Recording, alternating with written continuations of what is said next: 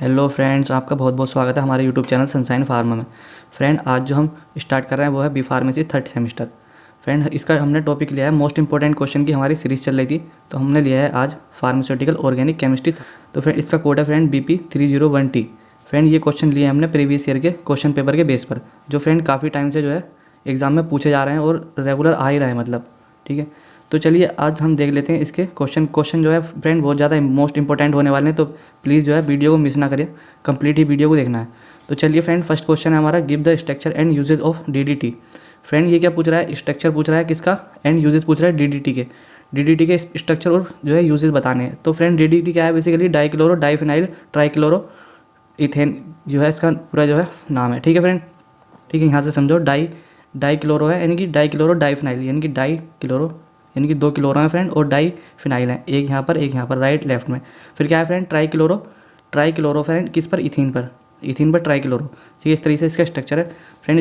इसका molecular formula होता है C14H9CCl5। ठीक है, और इसका मोलिकुलर वेट होता है फ्रेंड 354.448 ग्राम पर मोल।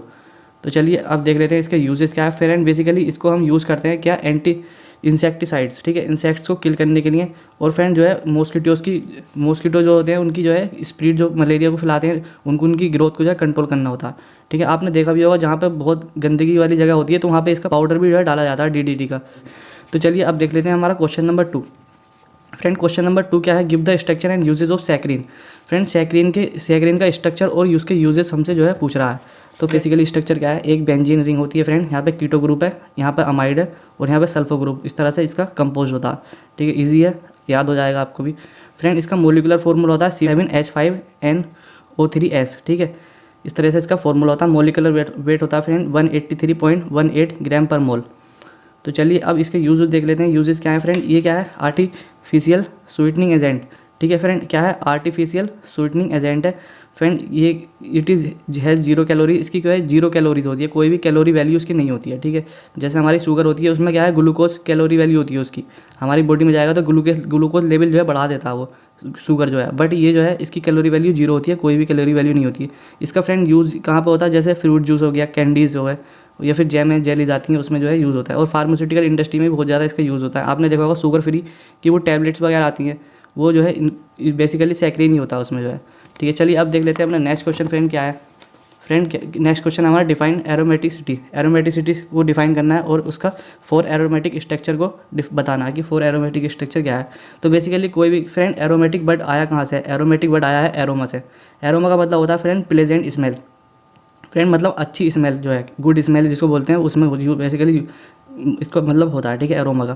फ्रेंड, इसका एरोमेटिक कंपाउंड का जो यूज़ होता है ना, बेसिकली वो होता है हमारे डिओड्रेंट वगैरह बनाने में, परफ्यूम वगैरह को मैन्युफैक्चरिंग में इसका बेसिकली एरोमेटिक कंपाउंड का जो है यूज़ होता है। तो फ्रेंड, एरोमेटिक कंपाउंड के लिए फर्स्ट मैं बताऊँ आपको क्या होना चाहिए। तो फ्रेंड, ये 3 रूल हैं जो एरोमेटिक कंपाउंड के लिए होने चाहिए। फर्स्ट क्या है? कंपाउंड जो है शुड बी साइक्लिक, यानी कि साइक्लिक स्ट्रक्चर में होना चाहिए। ठीक है, साइक्लिक स्ट्रक्चर में होना चाहिए उसका कंपाउंड जो है। और friend, compound have so delocalization, यानी कि रेजोनेंस होकर है उसके अंदर। फ्रेंड, कंजुगेशन डबल बॉन्ड होना चाहिए, यानी कि एक कंजुगेटेड डबल बॉन्ड, यानी कि फ्रेंड एक सिंगल उसके बाद डबल, एक सिंगल उसके बाद डबल, इस तरह से कंजुगेटेड डबल बॉन्ड होने चाहिए। और फ्रेंड उसमें जो है डीलोकलाइजेशन होना चाहिए, यानी कि रेजोनेंस शो करे वो। फ्रेंड, फिर तीसरा क्या है? कंपाउंड मस्ट फॉलो हकल रूल को जो है फॉलो करे। ठीक है फ्रेंड, जैसे कि 4n+2 = पाई इलेक्ट्रॉन, क्या है? ये हकल रूल है। ठीक, इसको जो है फॉलो करे तब जाकर जो है कोई भी कंपाउंड जो है एरोमेटिक होता है। ठीक है, बेसिकली यही इसके लिए एरोमेटिसिटी होती है। तो चलिए अब देख लेते हैं फ्रेंड हमारा एरोमेटिक क्या है। तो फ्रेंड सब में यही है, जो ये बहुत ज़्यादा स्टेबल होते हैं क्योंकि इसमें डीलोकलाइजेशन होता है। ठीक है, पाई इलेक्ट्रॉन्स का, इस वजह से बहुत ज़्यादा ये जो होते हैं। अब 4 स्ट्रक्चर क्या है? 4 एरोमेटिक स्ट्रक्चर देख लेते हैं। कोई भी 4 एरोमेटिक स्ट्रक्चर उठा लो आप, जैसे मैंने बेंजीन लिया है, नेप्थलीन, एंथ्रासीन, और फ्रेंड एक ये है फिनेंथ्रीन। ठीक है, तो इस तरह से कोई भी आप 4 जो है एरोमेटिक स्ट्रक्चर जो है बता सकते हैं क्वेश्चन पेपर में। तो बहुत ईजी है फ्रेंड, आप इस तरह से लिख सकते हैं। आप जो है ये एरोमेटिसिटी में ये लिख दें, ये रूल लिख दें। फर्स्ट कंपाउंड जो है साइक्लिक, और फ्रेंड्स डीलोकलाइजेशन शो करना चाहिए, और resonance compound should must follow हक्कल rule. ठीक है, इस तरह से आप जो है पूरा क्वेश्चन कर सकते हैं बढ़िया से। तो फ्रेंड अब देख लेते हैं अपना क्वेश्चन नंबर 4। क्वेश्चन नंबर 4 क्या है? Short note on resonance structure of benzene के रेजोनेंस स्ट्रक्चर पे एक हमें जो है नोट लिखना है। तो फ्रेंड आपको पता ही है बेंजीन में जो है 3 अल्टरनेट डबल बॉन्ड और सिंगल बॉन्ड होते हैं। ठीक है, हर एडजेसेंट कार्बन एटम के ऊपर, ठीक है। तो फ्रेंड वो क्या करते हैं, वो डीलोकलाइजेशन करते रहते हैं। फिर फ्रेंड वो क्या होते हैं, पाई, जो पाई बॉन्ड जो होता है उसमें वो डीलोकलाइज करता रहता है, ठीक है, घूमता रहता है जो है कभी, ठीक है, इस तरह से जो है घूमता रहता है। जैसे ये है, इसमें जो है ये बॉन्ड जो है, डबल बॉन्ड जो है इधर आ गया, फिर इधर गया, फिर इधर, इस तरह से जो है ये इसका रेजोनेंस स्ट्रक्चर होता है फ्रेंड। ये फ्रेंड ये देखिए friend, resonance of benzene. Friend ये डबल बॉन्ड जो हुआ इधर आया, ठीक है, फिर इधर से डीलोकलाइज हुआ, इधर से डीलोकलाइज हुआ फ्रेंड, इधर से जो है शेप चेंज हो जाती है इसकी। फ्रेंड ये डीलोकलाइजेशन इतना फास्ट होता है कि हमको जो है मतलब इसको मेज़र भी नहीं कर पाते हैं, तो इसको हम जो है डिनोट कर देते हैं एक सर्कल से, ठीक है। अब इससे वो देखोगे आप तो इस तरह से चल रहा है, ठीक है, इस तरह से चलेगा। तो फ्रेंड ये इतनी स्पीड से चलेगा कि ये जो है सर्कल की एज ए सर्कल हम इसको मान लेते हैं, ठीक है। तो इस तरह से इसका रेजोनेंस हो गया किसका, बेंजीन का। चलिए फ्रेंड अब देख लेते हैं अपना क्वेश्चन नंबर 5। क्वेश्चन नंबर 5 क्या है, give molecular orbital picture of benzene. Friend molecular orbital picture पूछ रहा है किसकी, बेंजीन की। तो चलिए बता देते हैं क्या है, किस तरीके से होती है मोलिकुलर ऑर्बिटल पिक्चर बेंजीन की। फ्रेंड जो कार्बन जो होते हैं इसमें, ऑल कार्बन जो होते हैं, पहले बताऊँ मैं आपको, जो सारे कार्बन जो होते हैं वो क्या होते हैं, sp2 हाइब्रिडाइज होते हैं। sp2 हाइब्रिडाइज होते हैं मतलब वो क्या करते हैं, कार्बन कार्बन के साथ सिंगल बॉन्ड फॉर्म करेंगे, सिंगल बॉन्ड, और ठीक है फ्रेंड, और कार्बन हाइड्रोजन के साथ सिंगल बॉन्ड फॉर्म करेंगे। फ्रेंड इसका मतलब क्या होता है, वो क्या कर रहे हैं, सिग्मा बॉन्ड फॉर्म कर रहे हैं। सिंगल बॉन्ड का मतलब होता है सिग्मा बॉन्ड। तो फ्रेंड इसमें क्या है, बेसिकली ये कार्बन जो है किसके साथ अपने साइड वाइज ओवरलैप करेगा दूसरे कार्बन के साथ। तो क्या है, ये sp2 हाइब्रिडाइज करेगा, ठीक है। और जो हाइड्रोजन के साथ करेगा वो होगा s और sp2 हाइब्रिडाइज, जो कि फ्रेंड सिग्मा बॉन्ड फॉर्म करेंगे। फ्रेंड अब क्या है, दूसरी बात क्या है, ऑल, ठीक है, sp2 S और sp2 करेंगे, सी कार्बन और हाइड्रोजन के बीच में सिग्मा बॉन्ड, ठीक है, वो फॉर्म करेंगे सिग्मा बॉन्ड। फ्रेंड जो सारे कार्बन जो होते हैं उनके पास एक अनहाइब्रिडाइज p ऑर्बिटल भी होता है, ठीक है, जो कि एबव द प्लेन रहता है। फ्रेंड जैसे कि ये है आपका, ठीक है, जो p ऑर्बिटल रहता है ना वो इस प्लेन के ऊपर रहता है। जैसे ये कार्बन है तो फ्रेंड इस तरह से इसके ऊपर रहेगा परपेंडिकुलर, ठीक है, वो p ऑर्बिटल जो होगा इस तरह से रहेगा ऊपर इसके परपेंडिकुलर, ठीक है। जैसे कि मैं आपको दिखाऊंगा आगे। तो सारे के सारे जो फ्रेंड वो जो p ऑर्बिटल होते हैं ना वो क्या करते हैं, वो अपना अलग से एक बॉन्ड फॉर्म करते हैं जो है पाई बॉन्ड, हमारा पाई बॉन्ड कहलाता है, जिसे हम डबल बॉन्ड बोल देते हैं। और डीलोकलाइजेशन बेसिकली वही करता है हमारे पूरी बेंजीन में, ठीक है। जैसे कि ये है फ्रेंड, ये क्या है, एबव द प्लेन है।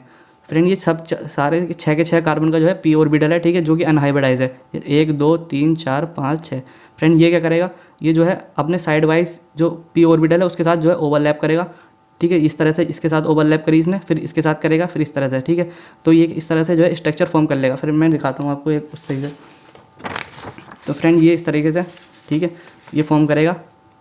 फ्रेंड इस तरह से करेगा पहले तो, फिर इस तरह से करेगा, फिर फ्रेंड जो है डीलोकलाइजेशन होगा तो रेजोनेंस, मान लीजिए कि रेजोनेंस हो रहा है, ठीक है, इसमें तो ये इस तरह से आ जाएगा। और फ्रेंड इतने स्पीड से करेगा कि जो है पता भी नहीं चलेगा, ठीक है, इस तरह से सर्कल में जो है करता रहेगा, ठीक है। तो फ्रेंड जो है आपने देखा होगा ये सारे जो है सिग्मा बॉन्ड कंटेंट करते हैं, ठीक, सारे जितने भी कार्बन कार्बन साइड वाइज होते हैं ओवरलैप करते हैं, ठीक है, इस तरह से।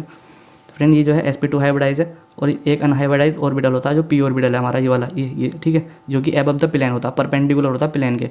आई होप आपको जो है सारा कुछ क्लियर हो गया बेंजीन के मोलिकुलर ऑर्बिटल पिक्चर में। फ्रेंड इस तरह से बनाकर आनी है, ठीक है, इस तरह से जो है आपको जो है ड्रा कर देनी है वहाँ पर जाके। तो चलिए फ्रेंड अब देख लेते हैं अपना नेक्स्ट क्वेश्चन क्या है। फ्रेंड नेक्स्ट क्वेश्चन है हमारा question number 6, what is phenol. Friend phenol बताना है कि फिनॉल होते क्या है, ठीक है, गिव फिजिकल प्रॉपर्टीज़, फिर और एक फिजिकल प्रॉपर्टीज़ भी इनकी देनी है। तो फ्रेंड फिनॉल क्या है, एरोमेटिक ऑर्गेनिक कंपाउंड है फ्रेंड, जो कि हाइड्रोक्सिल ग्रुप को रिप्लेस कर, हाइड्रोजन को रिप्लेस कर देता है हाइड्रोक्सिल ग्रुप, कहाँ पर, बेंजीन में।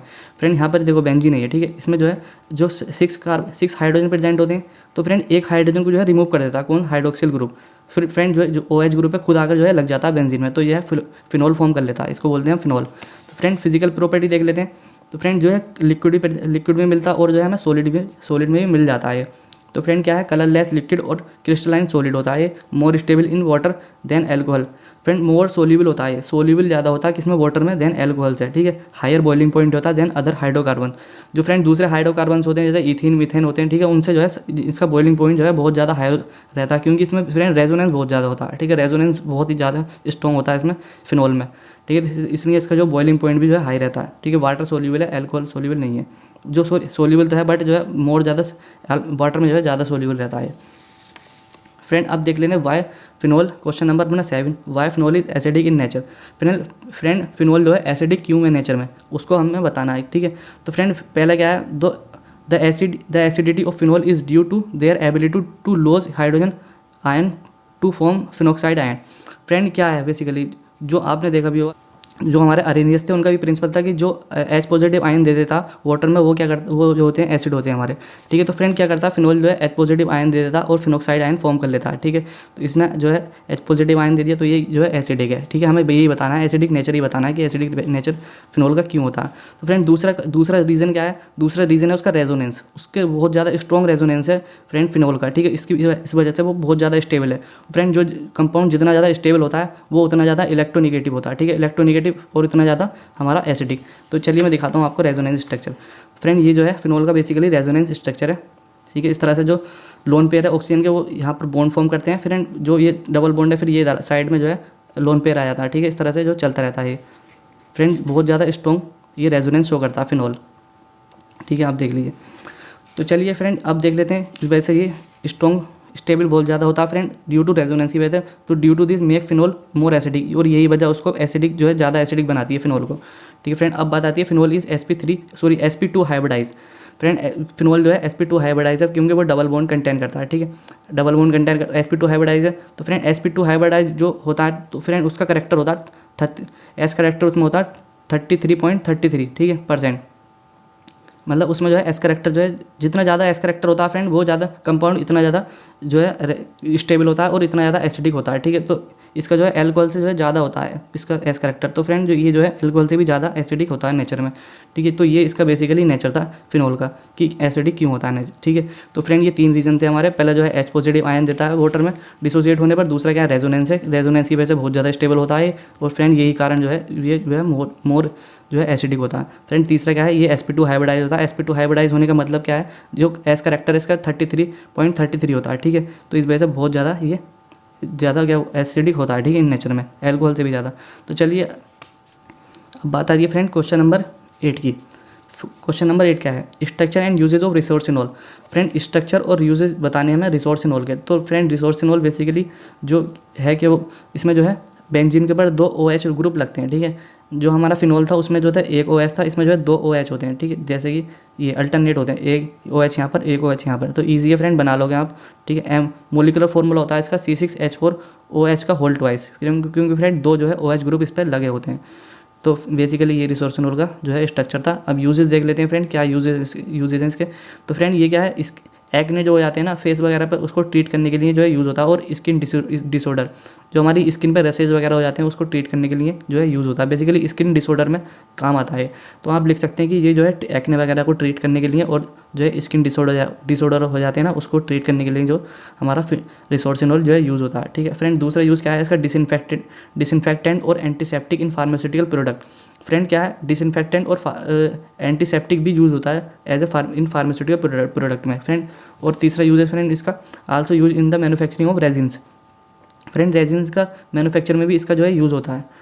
तो ये था फ्रेंड हमारा रिसोर्सिनोल। तो चलिए अब देख लेते हैं अपना question number 9 friend. Question number 9 क्या है, structure and uses of naphthol.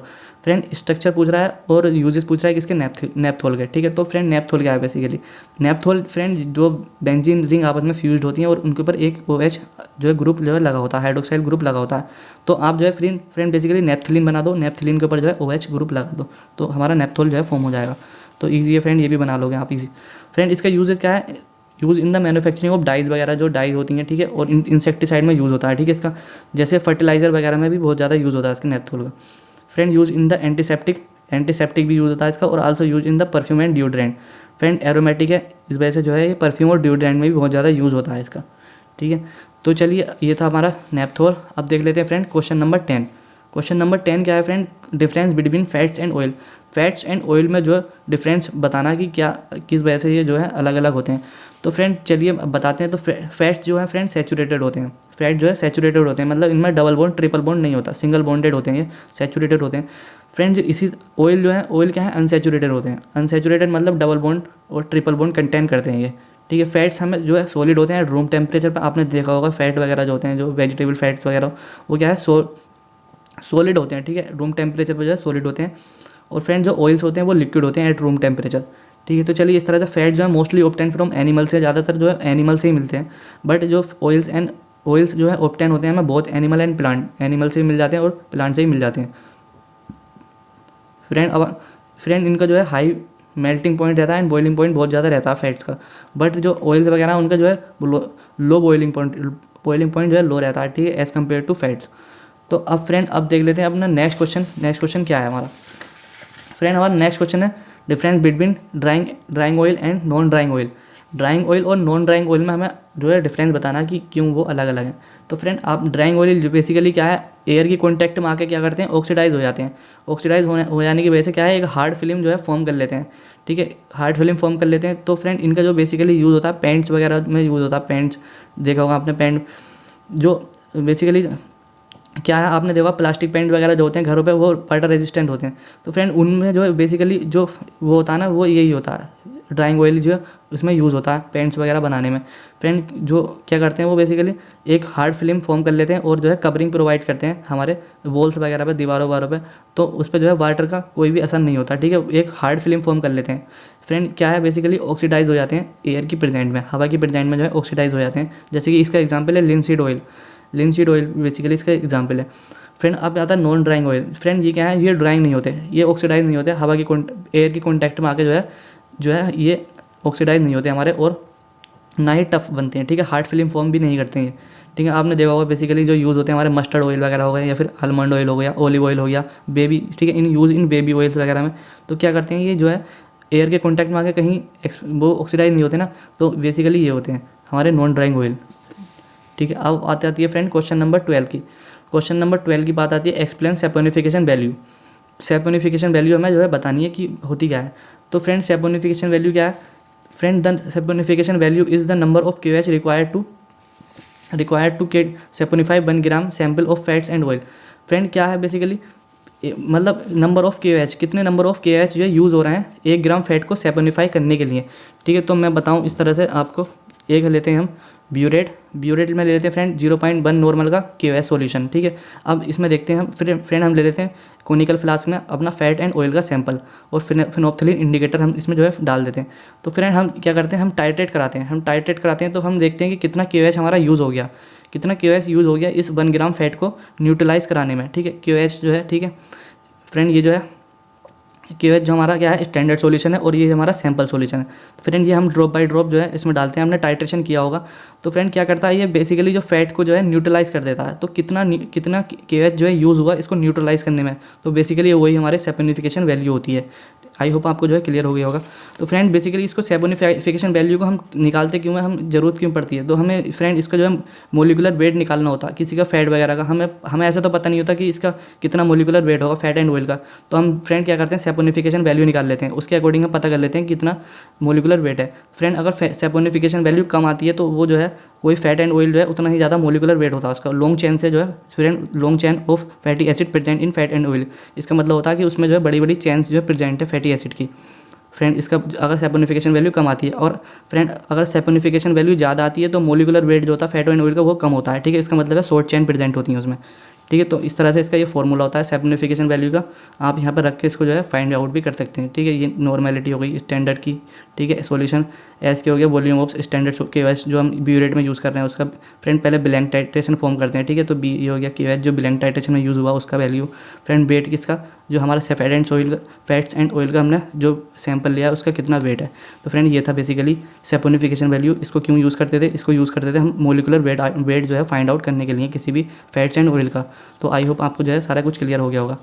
तो चलिए क्वेश्चन नंबर 13 की, explain acid value. Friend acid value हमने बताना कि एसिड वैल्यू क्या होता है। तो फ्रेंड इसको एसिड वैल्यू हम क्यों करते हैं फ्रेंड, हम इसको डिटरमाइन करते हैं quality of fats and oil को। फ्रेंड जो फैट्स एंड ऑयल होते हैं उनकी क्वालिटी को पता करने के लिए कि वो कितने प्योर हैं कितने एक्योर हैं। तो बेसिकली हम इसको इसी वजह से यूज़ करते हैं फैट एसिड वैल्यू को, ठीक है। तो फ्रेंड ये क्या है, it defined as the number of milligram of KOH required to neutralize 1 gram of fats and oil. Friend क्या लेते हैं हम, जो हमारा KOH जो है कितना रिक्वायर्ड जरूरत पड़ रही है न्यूट्रलाइज करने के लिए 1 ग्राम फैट को। तो बेसिकली वही हमारी क्या होती है, एसिड वैल्यू होती है। इसको यूज़ क्यों करते हैं, डिटरमाइन करने के लिए किसको, फैट एंड ऑयल की क्वालिटी को। फ्रेंड क्या बेसिकली होता क्या है, जो फ्री फैटी एसिड होते हैं ना उनको न्यूट्रलाइज करना होता है, ठीक है, उनको जो है न्यूट्रलाइज करना होता है। वो क्या होते हैं, वो हमारे लिए बहुत ज़्यादा हार्मफुल होते हैं। फ्रेंड फ्री फैटी एसिड अगर जिसमें फैट एंड ऑयल में होते हैं ना वो जो है बहुत ज़्यादा हार्मफुल होता है हमारे लिए, हमारे कंजप्शन के लिए वो सही नहीं होता। तो हम जो है इसको निकालनी पड़ती है। प्योरिटी बेसिकली क्या है, ये क्या है, प्योरिटी चेक कर रहा है, ठीक है।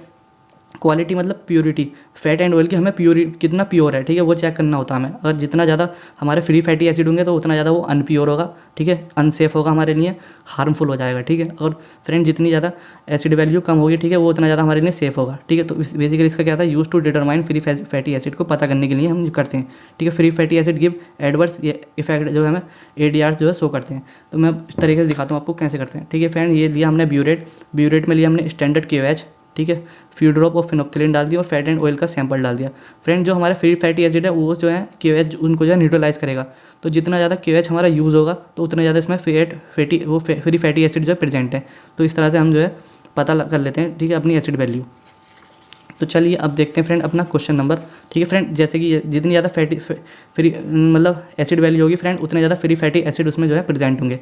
तो आई होप आपको जो है एसिड वैल्यू जो है क्लियर हो गया होगा किस तरह से हम फाइंड आउट करते हैं और क्यों करते हैं इसको फाइंड आउट, ठीक है। तो चलिए अब बात आती है फ्रेंड क्वेश्चन नंबर 14 की। क्वेश्चन नंबर 14 क्या कह रहा है फ्रेंड, आयोडीन वैल्यू, ठीक है, आयोडीन वैल्यू क्यों निकालते हैं हम, ठीक है, उसका बताइए क्या बेसिकली है क्या। तो फ्रेंड आयोडीन वैल्यू भी यही है, iodine value of fat and oil is the number of iodine combined or absorb by 100 gram sample of fats and oil. Friend क्या है, जो मतलब कितना आयोडीन कंज्यूम हो रहा है हमारा, कितना आयोडीन कंज्यूम कर रहा है हमारा 100 ग्राम फैट। तो फ्रेंड इसको हम, इसका सिग्निफिकेंस क्या है, इसको हम बेसिकली डिटरमाइन करते हैं कितना अनसेचुरेटेड है। अनसेचुरेशन मतलब होता है डबल बॉन्ड ट्रिपल बॉन्ड। तो फ्रेंड हम इसको जो है क्यों फाइंड आउट करते हैं, इसके लिए करते हैं कि हमारा फैट एंड ऑयल कितना ज़्यादा अनसेचुरेटेड है, कितना ज़्यादा उसमें अनसेचुरेशन प्रेजेंट है। तो बेसिकली इसको यूज़ होता है, इसलिए यूज़ होता है। तो आयोडीन का यूज़ इसलिए होता है फ्रेंड, जो आयोडीन है ना वो क्या करता है, जो हमारे जितने भी डबल बॉन्ड ट्रिपल बॉन्ड होते हैं उन पर जाकर अटैक करता है, ठीक है। तो उन पर जाकर जितना आयोडीन, ठीक है, जितना आयोडीन हमारा कंज्यूम होगा तो समझ लो उतना ज़्यादा वो किस पर, हमारे डबल बॉन्ड पर जाकर अटैक कर रहा है, ठीक है। तो हम पता कर लेंगे फ्रेंड इसमें जो है इतना ज़्यादा अनसेचुरेशन है, तो हमारा जितना ज़्यादा आयोडीन यूज़ हुआ, ठीक है, उतना ज़्यादा उसमें डबल बॉन्ड प्रेजेंट है या फिर ट्रिपल बॉन्ड प्रेजेंट है, मतलब अनसेचुरेशन प्रेजेंट है। तो आई होप इस तरह से जो है आयोडीन वैल्यू जो है फाइंड आउट मतलब निकालते हैं। क्यों निकालते हैं, डिटरमाइन करने के लिए कितना अनसेचुरेशन किसी फैट एंड ऑयल में प्रेजेंट है, ठीक है। तो आई होप आपको जो है ये क्लियर हो गया होगा किस तरीके से आयोडीन वैल्यू निकालते हैं। तो फ्रेंड अब देखते हैं अपना नेक्स्ट क्वेश्चन क्या है, question number 15। Friend question number 15 क्या है, explain acetyl value give significance. Friend acetyl value अब बतानी है हमें, एसिटाइल वैल्यू होती क्या है। तो फ्रेंड एसिटाइल वैल्यू क्या है, determine milligram of KOH to neutralise acetic acid produce when 1 gram of fats and oil is acetylated with acetic anhydride. तो चलिए फ्रेंड मैं आपको जो है एक रिएक्शन से बताता हूँ बेसिकली क्या होता है ये। तो फ्रेंड ये है हमारे पास एक रिएक्शन, ये क्या है, alcoholic content in fats and oil. Friend हम इसमें बेसिकली यही जानते हैं कि कितना एल्कोहलिक कंटेंट है किसी फैट एंड ऑयल में। तो फ्रेंड हमने ये ले लिया फैट्स का सैंपल जिसमें अल्कोहल प्रेजेंट है। फ्रेंड हम क्या करते हैं, पहले इसको जो है एसिटिक एनहाइड्राइड के साथ जो है ट्रीट कराते हैं। हम इसको ट्रीट कराएंगे तो क्या करेगा, वो एसिटिक एसिड प्रोड्यूस करेगा हमारा, ठीक है। यहाँ से जो है ब्रेक हो जाएगा, यहाँ से ब्रेक हो जाएगा फ्रेंड, ये क्या करेगा, ये वाला H जो है इस पर आ जाएगा, तो ये क्या करेगा, एसिटिक एसिड फॉर्म कर लेगा। फ्रेंड ये एसिटिक एसिड फॉर्म कर लेगा। फ्रेंड बेसिकली हम इसको ही न्यूट्रलाइज करेंगे। अब जो है एसिड कितना ज़्यादा, वो इस पर डिपेंड करेगा ना एल्कोहल पे, कि कितना ज़्यादा एसिटिक एसिड जो है प्रोड्यूस हो रहा है। तो फ्रेंड ये जो है इतना एसिड, इसने एसिटिक एसिड जो है प्रोड्यूस हुआ, तो फ्रेंड इसको हम जो है KOH से न्यूट्रलाइज कराएंगे तो हमारा जो है ये न्यूट्रलाइज हो जाएगा।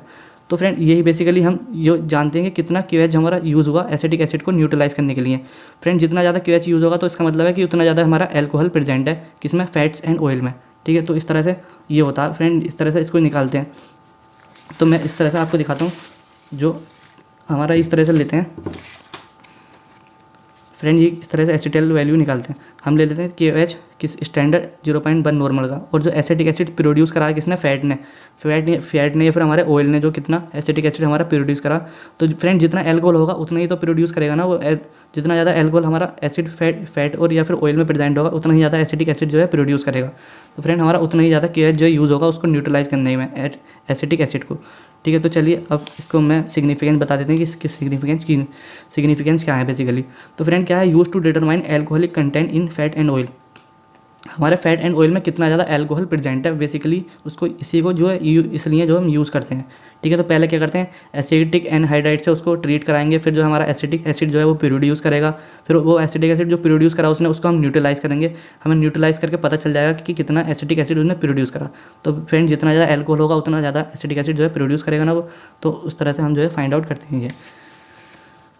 फ्रेंड आई होप आपको यहाँ तक जो है क्लियर हो गया होगा सब सही से, ठीक है फ्रेंड, अगर फ्रेंड आपको जो हमारी वीडियो अच्छी लगती है तो फ्रेंड हमारे वीडियो को लाइक करिए और हमारे जो है चैनल को सब्सक्राइब करिए। फ्रेंड अब बात आती है क्वेश्चन नंबर 16 की। What is Reichert Meissl value. ठीक है, रिचर्ड मिशेल वैल्यू होती क्या है बेसिकली। तो पहले इसमें बता दूँ कि इसका जो यूज़ क्या है, सिग्निफिकेंस क्या है इसका। तो हम इसको जो है, it is use to determine volatile fatty acid. Friend जो वोलेटाइल फैटी एसिड होते हैं ना, उनको जो है डिटरमाइन करने के लिए जो यूज़ होता है, जो कि हमारे फैट्स एंड बटर में प्रेजेंट होते हैं। फ्रेंड फैट और हमारा बटर एंड देसी घी। फ्रेंड जो हमारा बटर और देसी घी होता है ना, इसमें जो है वोलेटाइल फैटी एसिड प्रेजेंट होते हैं। वोलेटाइल फैटी एसिड जो है प्रेजेंट होते हैं। अगर ये प्रेजेंट नहीं हुए तो हमारा फैट एंड ऑयल जो है हमारा अडल्टरेटेड है, ख़राब है, या फिर वो क्या है, वो हमारा मिलावट है उसमें। ठीक है, इस तरह से इसमें जो है किसी भी फैट, बटर एंड देसी घी को मतलब प्योरिटी चेक करने के लिए हमारी ये रिचर्ड मिशेल वैल्यूज हमें रिचर्ड मिशेल ने दी थी। ठीक है, तो फ्रेंड जितने भी बटर और देसी घी जो है किससे कंपोज होते हैं, वोलेटाइल फैटी एसिड से। ठीक है, इसमें जो है वोलेटाइल फैटी एसिड प्रेजेंट होते हैं। सबसे मेन चीज़ क्या है इसमें, वोलेटाइल फैटी एसिड होते हैं। तो फर्स्ट हम क्या करते हैं, अब इसमें जान लेते हैं कि किस तरह से जो ये हम निकालते हैं।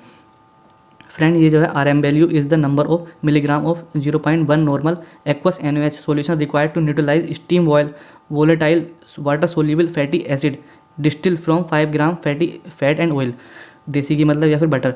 फ्रेंड पहले क्या करते हैं हम 5 ग्राम जो है क्या ले लेते हैं, बटर या फिर देसी घी का सैंपल। उसको क्या करते हैं हम स्टीम डिस्टिलेशन करते हैं उसका। आपने जो है इंजीनियरिंग में पढ़ा होगा। ठीक है, स्टीम डिस्टिलेशन असेंबली होती है, उसमें क्या करते हैं हम स्टीम डिस्टिलेशन के थ्रू जो है जितनी वोलेटाइल फैटी एसिड है उनको जो हम स्टीम डिस्टिलेशन के थ्रू जो है अलग सेपरेट कर लेते हैं। फ्रेंड वो सेपरेट हो जाते हैं, वो फिर क्या करते हैं वाटर सोल्यूबल हो जाते हैं। वो वाटर सोल्यूबल हो जाएंगे तो फ्रेंड उसको ट्रीट करेंगे हम किसके साथ, 0.1 नॉर्मल एक्वस NaOH के साथ। ठीक है, तो मैं इस तरह से जो होता है फ्रेंड, इस तरह से ब्यूरेट में लेते हैं हम 0.1 नॉर्मल का NaOH सॉल्यूशन। ठीक है फ्रेंड, इसमें क्या है, सैंपल में क्या है हमारे steam volatile water soluble fatty acid, जो हमारे वाटर सोल्यूबल फैटी एसिड है जो वोलेटाइल है। ठीक है, वो प्रेजेंट है। फ्रेंड इसको हम जो है टाइट्रेट कराएंगे तो कितना NaOH जो हमारा यूज़ हुआ इसको जो है न्यूट्रलाइज करने में।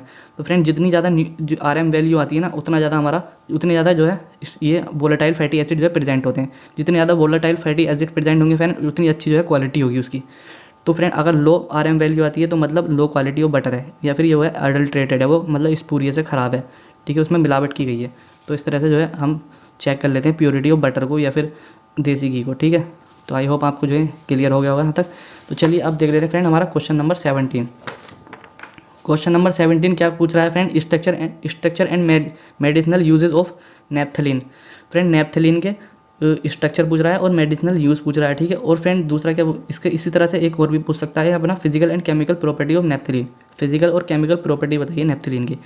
तो फ्रेंड ये क्या है, बेसिकली नेप्थलीन इस तरह से होती है, दो हमारी बेंजीन रिंग जो है आपस में फ्यूज होती हैं। ठीक है, 2 न्यूक्लियस होते हैं इसमें। तो इसका मोलिकुलर फॉर्मूला होता है C10H8। ठीक, इस तरह से हम इसको ड्रॉ कर सकते हैं स्ट्रक्चर को इसके नेप्थलीन के। ठीक है, 2 बेंजीन रिंग जो आपस में फ्यूज होती हैं, 1 और 2। तो फ्रेंड इसका यूज़ इसका है, बेसिकली इसका यूज़ है इफेक्टिव पेस्टिसाइड, यानी कि फर्टिलाइज़र में बहुत ज़्यादा यूज़ होता है। फ्रेंड जो क्रॉप्स वगैरह होती हैं उस पर हमारे पेट्स वगैरह जो लग जाते हैं उनको जो है किल करने में जो है इसका बहुत ज़्यादा इफेक्ट है नेप्थलीन का। आपने देखो इसकी क्या एक जो है कहाँ पर यूज़ है इसका, मोथ बॉल जो होती है टू किल करने के लिए, moth and their eggs. Friend moth ball देखी होंगी आपने, जो वाइट सी रहती हैं, हमारी वॉश बेसन में भी पड़ी रहती हैं, या फिर जो हम अपने क्या बोलते हैं विंटर क्लॉथ होते हैं उसमें जो है रख कर उसमें जो है रख देते हैं। ठीक है, तो बेसिकली इसका वर्क क्या होता है, जो हमारे मोथ प्रेजेंट हो जाते हैं ना, मोथ जो सीलन टाइप आ जाती है हमारे कपड़ों वगैरह में, तो वो नहीं आती है इसको। ठीक है, मोथ मतलब एक टाइप के जो है कीड़े टाइप ही होते हैं, वो इंसेक्ट्स होते हैं। ठीक है, तो उनको जो है किल कर देते हैं, उनको जो है ग्रोथ नहीं होने देते हैं हमारे जो है उसमें। ठीक है, तो चलिए अब देख लेते हैं इसकी फिजिकल प्रॉपर्टी क्या है फ्रेंड। कलरलेस क्रिस्टलाइन सॉलिड होता है, insoluble in water but soluble in organic solvent. ठीक है, इनसॉल्युबल होता है वाटर में जो है इनसॉल्युबल होगा, बट सॉल्युबल होगा कहाँ पर, ऑर्गेनिक सॉल्वेंट में। मेल्टिंग पॉइंट कितना रहता है friend, 80 degree Celsius, and boiling point जो होता है 218 डिग्री सेल्सियस, यानी कि 218 डिग्री सेल्सियस। केमिकल प्रॉपर्टी क्या है friend, it is responsible to iodoform test जो है देता है। और फ्रेंड जो है ऑरेंज कलर प्रोड्यूस करता है आफ्टर कंसनट्रेट H2SO4 डालने पर जो है क्या ऑरेंज कलर देता है। ठीक है, इस तरीके से इसकी हो गया। तो नेप्थलीन जो ईजी था फ्रेंड, आप जो है कर लोगे इसको, यूजेस बता देने हैं इसके। ठीक है, और फिजिकल प्रॉपर्टी बता देनी है और नेप्थलीन का स्ट्रक्चर दे देना। ठीक है, 2 नंबर आराम से मिल जाएंगे। तो फ्रेंड अब देख लेते हैं अपना नेक्स्ट क्वेश्चन क्या है हमारा, क्वेश्चन नंबर 18। अब फ्रेंड बताना हमको ट्राइफेनाइल मीथेन। ट्राइफिनाइल मीथेन के यूजेस बताने और उसके स्ट्रक्चर बताना है। तो फ्रेंड क्या है, 3 फिनाइल जो है रिंग यहाँ पर मीथेन के ऊपर, ये फ्रेंड हमारा मीथेन है, ठीक है, CH है यहाँ पर, ठीक है, मीथेन है। इसके ऊपर जो है हमारे 3 फिनाइल रिंग जो है अटैच होती हैं, 1 2 3 4, मतलब 1 2 3, ठीक है, 3 रिंग जो होती हैं फिनाइल की वो हमारे ऊपर जो है होती हैं फ्रेंड। इसका मोलिकुलर फॉर्मूला होता है C19H16, ठीक है। और फ्रेंड मोलिकुलर वेट होता है इसका 244.3 ग्राम पर मोल। फ्रेंड यूज़ क्या है इसका बेसिकली, इसका यूजेज होता है, it is use in the printing ink. जो प्रिंटर वगैरह होते हैं ना, उनकी इंक में इनका बहुत ज़्यादा यूज़ होता है। डाइज वगैरह डाइज होती हैं, ठीक है, एज ऑफ डाई वगैरह जो होती है ना, इसमें जो बहुत ज़्यादा यूज़ होता है टेक्सटाइल प्रोडक्ट एप्लीकेशन में, ठीक है। कलर वगैरह जो है देने में टेक्सटाइल को हमारे, ठीक है, वहाँ पर जो है बहुत ज़्यादा यूज़ होता है, मतलब कलर में डाई वगैरह में बहुत ही ज़्यादा यूज़ होता है इसका ट्राइफिनाइल मीथेन का। फ्रेंड इसका एक यूज़ क्या है, इसमें जो क्रिस्टल वॉयलेट हमारी डाई होती है ना, जो हमने स्टैनिंग वगैरह में भी करी होगी, ग्राम स्टैनिंग जो करते हैं, ठीक है, तो उसमें जो है इसको उसमें भी प्रेजेंट होती है ये, ठीक। तो चलिए अब देख लेते हैं अपना question number 19। Friend question number 19 क्या है, डाइफिनाइल मीथेन। अब डाइफिनाइल मीथेन को बारे में बताना, डाइफिनाइल मीथेन और उसके यूजेस देने हैं, ठीक है। तो फ्रेंड इसका मोलिकुलर फॉर्मूला होता है फ्रेंड C13H12, ठीक। फ्रेंड इस तरह से दो जो मीथेन है हमारे पास, 2 फिनाइल रिंग जो है उस पर फ्यूज होती हैं, अटैच होती हैं, ठीक है, एक फिनाइल ये और एक ये, ठीक है। तो डाइफिनाइल हो गया 1 और 2, मतलब डाइफिनाइल की जो 2 रिंग जो है प्रेजेंट होती हैं। तो फ्रेंड इसका यूज क्या है, यूज है इसका फ्रेंड सिंथेसिस करने में किसका, एसिटोमिनोफेन एक फ्रेंड ड्रग होती है, उसमें जो है इसका जो है यूज़ होता है इसमें जो है इसको सिंथेसिस करने में। तो फ्रेंड और दूसरा इसका यूजेज है फ्रेंड सिंथेटिक स्टोइड होते हैं फ्रेंड बेंजोफिनोन में और डाइज में। फ्रेंड सिंथेटिक स्टोइड होते हैं जो हमारे हम जो है अपनी बॉडी में इंजेक्ट करते हैं, जब हमारे स्टोइड हमारे बॉडी में नहीं बन पाते हैं तो हम जो है सिंथेटिक स्टोइड लेते हैं, ठीक है। और बेंजोफिनोन बनाने में भी इसका जो है बहुत ज़्यादा यूज़ है फ्रेंड। डाइज में भी जो है इसका यूज़ होता है। फ्रेंड अब बता दिए क्वेश्चन नंबर 20 की, define cycloalkane. Friend cycloalkane जो है हमें डिफाइन करने हैं। तो फ्रेंड क्या है, ये cycloalkane are cyclic hydrocarbon होते हैं, यानी कि फ्रेंड हाइड्रोकार्बन क्या है, मतलब हाइड्रोजन और कार्बन से कंपोज होते हैं, इन साइक्लिक फॉर्म में होते हैं फ्रेंड, बट सैचुरेटेड होते हैं, अनसैचुरेटेड नहीं होते, क्योंकि फ्रेंड अनसैचुरेटेड जो है बेंजीन वगैरह होते हैं, ठीक है, ये सैचुरेटेड होते हैं। Friend mean all carbon atom जो है मेकअप द रिंग, फ्रेंड सारे कार्बन जो है क्या करते हैं, एक जो है रिंग फॉर्म करते हैं, ठीक है, सारे कार्बन जो है मिलकर क्या करते हैं, एक रिंग फॉर्म कर देते हैं, ठीक है, और जो है वो सिंगल बॉन्डेड से होती है वो टू द अदर एटम, ठीक है। तो बेसिकली जो है साइक्लो एल्केन ये है, ठीक है, क्या होते हैं, साइक्लिक हाइड्रोकार्बन होते हैं और सैचुरेटेड होते हैं। सारे जो कार्बन होते हैं फ्रेंड वो क्या करते हैं, रिंग फॉर्म करते हैं मिलकर आपस में, और क्या है वो सारी रिंग जो में जो होते हैं कार्बन जो है सिंगल बॉन्ड से जो है अटैच होते हैं एक दूसरे से। फ्रेंड जैसे कि हो गया साइक्लोप्रोपेन हो गया, हमारा साइक्लोब्यूटेन हो गया और साइक्लोपेंटेन, इस तरह के सारे जो होते हैं, ठीक, आप जो है लिख सकते हैं कुछ भी। फ्रेंड अब बता दिए क्वेश्चन नंबर 21 की। क्वेश्चन नंबर 21 क्या है friend, give stability order of cycloalkane के जो स्टेबिलिटी ऑर्डर है उसको बताना। तो फ्रेंड जो हमारे बेयर स्टैंड थे उन्होंने एक जो हमारा स्टेबिलिटी के ऊपर एक थ्योरी दी थी, ठीक है, उसको बोलते हैं बेयर स्टैंड थ्योरी, ठीक है। तो फ्रेंड उसमें क्या बताया था उन्होंने, जो साइक्लोप्रोपेन होता है वो जो है सबसे ज़्यादा कम जो है स्टेबल होता है, क्योंकि फ्रेंड इसका जो है एंगल स्ट्रेंथ जो है बहुत ज़्यादा होता है। तो फ्रेंड जिसका जितना ज़्यादा एंगल स्ट्रेंथ वो इतना ज़्यादा कम स्टेबल होता है, ठीक है, जिसका ज़्यादा एंगल स्ट्रेंथ होता है वो उतना ज़्यादा कम स्टेबल होता है, ठीक है। जैसे ये है, जिसका ज़्यादा एंगल स्ट्रेंथ वो स्टेबिलिटी उसकी उतनी ही कम होती है।